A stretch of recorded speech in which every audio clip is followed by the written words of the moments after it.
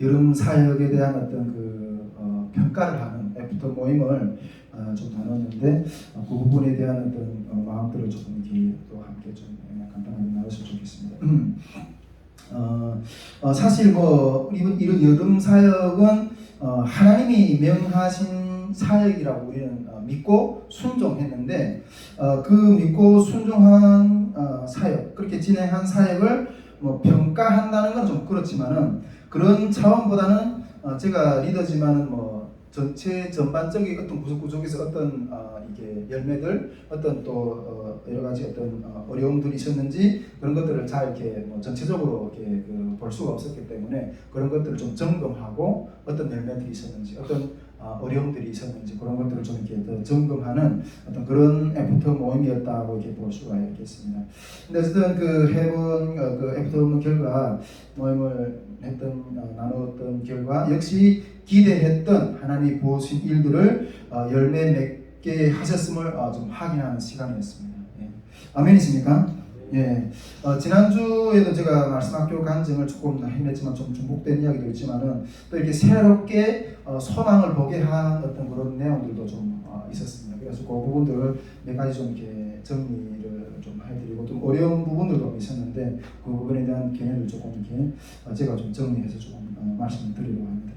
첫째, 가장 이렇게 의미 있게 좀 나왔던 의견은 우리 4차 통일 캠프를 겪어보면서 우리 박근성 목사님이 이렇게 말씀해 주셨던 내용인데 보통 이 다른 이렇게 캠프들, 다른 행사들은 통일 캠프라든가 이렇게 다른 행사들은 이렇게 남한 사역자들이 주도해서 하는 어떤 그런 사역들이 대부분 이루어지는 것이 아닌가 하는 생각이 드는데 이번에 우리 4차 탈북민 통일 캠프는 탈북민들이 거의 다 이렇게 무대에 올라가서 이렇게 공연도 하고 메시지도 전하고 이러니까 좀 더 보기 좋았다 하는 어떤 그런 의견을 이렇게 주셨거든요. 그래서 참 제가 그 말씀 드리면서 이거는 참 중요한 시각이다 하는 생각이 좀 들었어요. 중요한 시각이라는 생각이 들었는데 보통 이 사회 통합 문제에서 이 통합을 당하는 사람들이 이 리더로 서는 것은 상당히 좀 어려워요. 사회 통합 문제에서 이렇게 우리가 북한과 남한하고 이렇게 통합한다 했을 때 좀 이렇게 어느 정도 이렇게 좀 월등한 어떤 그런 쪽의 어떤 문화가 좀 열등한 문화 쪽을 그냥 이렇게 덮어버리거든요. 근데 이 열등한 문화 쪽이 해서 일어서서 월등한 문화 쪽에서 리더를 된다는 게 보통 문제가 아니에요. 예, 보통 문제가 아니거든요. 우리 제가 작년까지 탈북목회자 연합회 회장을 담당을 했었는데 우리 지금 탈북목회자 연합회가 2개가 있잖아요. 원래 세워졌던 어떤 목회자 연합회가 있고 나중에 우리 제가 생겼던 탈북목회자 연합회도 생겼는데 물론 그런 원인 때문에 이 2개가 된 어떤 그런 흐름은 된 건 아니지만 물론 그런 흐름은 아니지만 조금은 이런 시각도 있은 거예요. 왜냐하면 이 기존에 있던 탈북목회자 연합회는 남한 사역자들이 많이 이렇게 좀 주도를 해서 하는 어떤 그런 분위기가 좀 상당히 좀 있었어요. 그래서 우리도 좀 이게 우리 모임인데 우리도 좀 뭔가 우리 사람을 세워서 리더를 하고 우리만의 어떤 그런 테두리를 좀 만들어보자. 그런 시각의 의견도 좀 있는 거예요. 이쪽에 나중에 만들어진 이런 시각도 있는 거예요. 우리 SL이라는 이주민 통합 연구를 하는 어떤 그런 학자가 있어요. 근데 그 학자가 이주민 통합 연구의 4단계 모델에 대해서 이야기를 하고 있거든요. 근데 어떤 것인가? 첫째 단계는 문화 적응 단계라는 거예요. 두 번째 단계는 이게 지위를 부여하는 단계. 문화 적응 단계 다음에 그걸 문화를 잘 적응한 이후에는 지위를 부여해야 된다는 거예요. 지위를 부여하는. 그 다음에 단계가 상호작용이다. 상호작용 단계. 그 다음에 단계가 일체화 단계.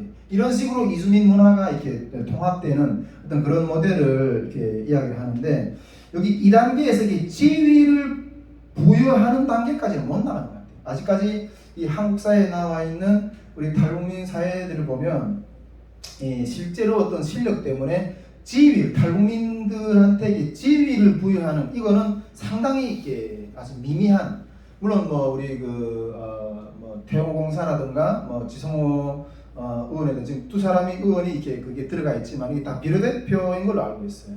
그리고 또 뭐 내가 봤을 때 정치적인 목적, 이 보수당 쪽에서 정치적인 어떤 이슈를 끌기 위해서 하는 그런 부분들이 상당히 있지 않을까 이런 생각이 들거든요.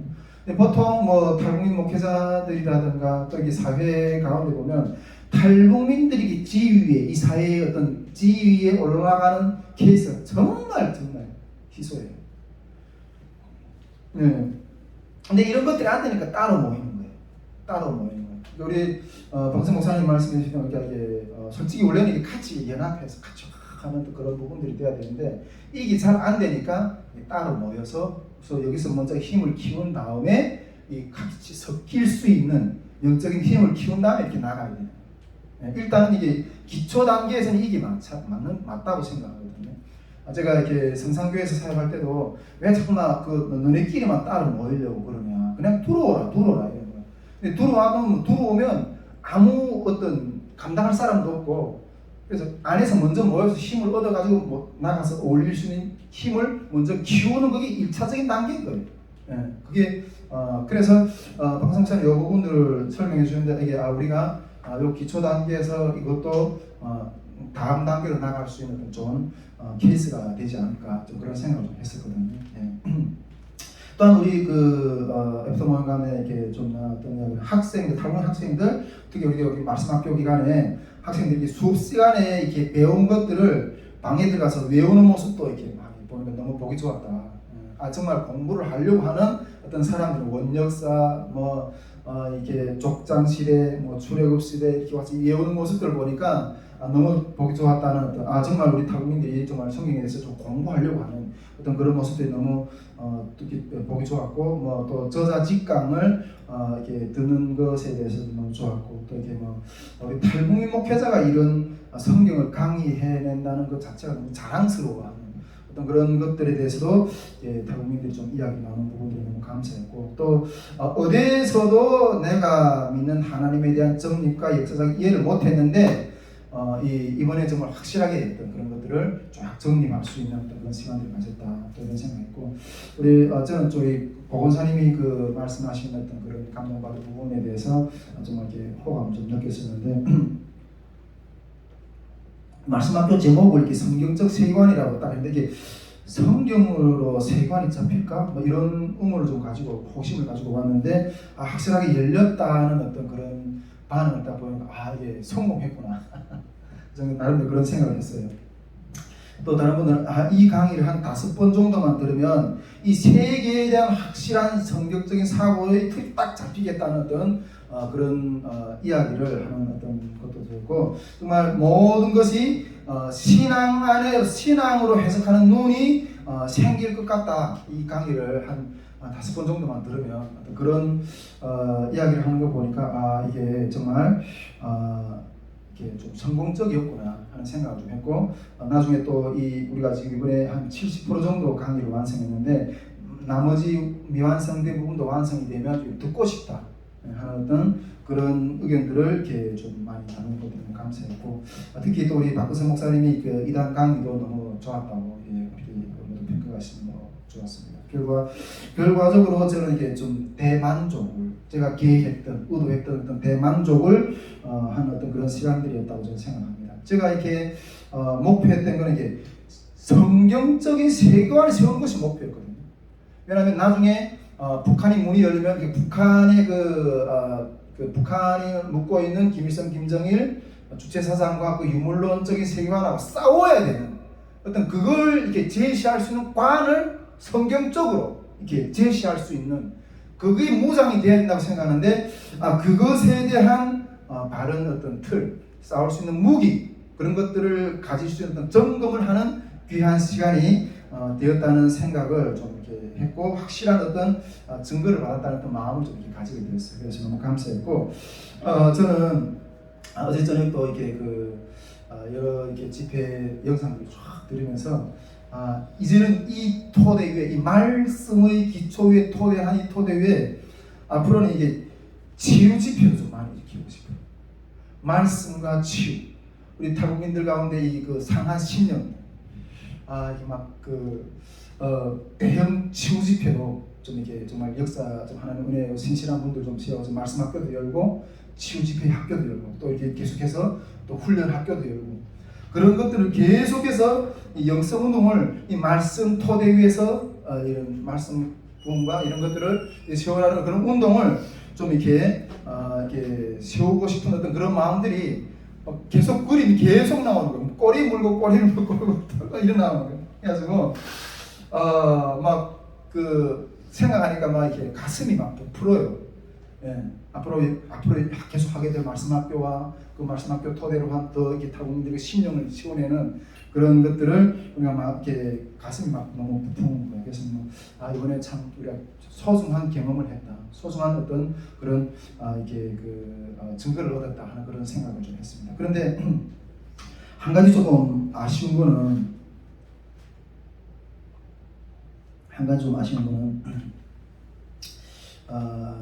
좀 마음이 좀 아픈데 우리 그 탈북민 학생들 중에 왜 이 선교회에서 돈을 안 주냐 하는지 그 이야기 들었을 때는 좀 마음이 좀 살짝 아프더라고요. 이때까지 좀 이렇게 제가 전에 그런 현실들이 싫어서 뛰쳐나왔거든요. 그래서 이 사역을 이렇게 시작을 했는데 그런 부분들 아주 뭐 상관은 안 해서 새카맣게 잊고 있었어요. 그런데 이번에 그 가운데 이게 딱 나오니까 그 옛날에 어떤 그게 막 떠오르면서 아직도 우리 현재 우리 선교회 밖에서의 어떤 타국민들의 신앙의 현주소 또 다시 직면하게 돼요. 그래서 너무 마음이 아프더라고요.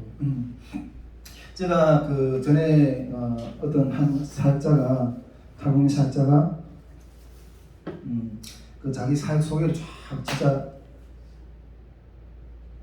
멋있게 하는 것들 보면서 은혜를 많이 받았어요.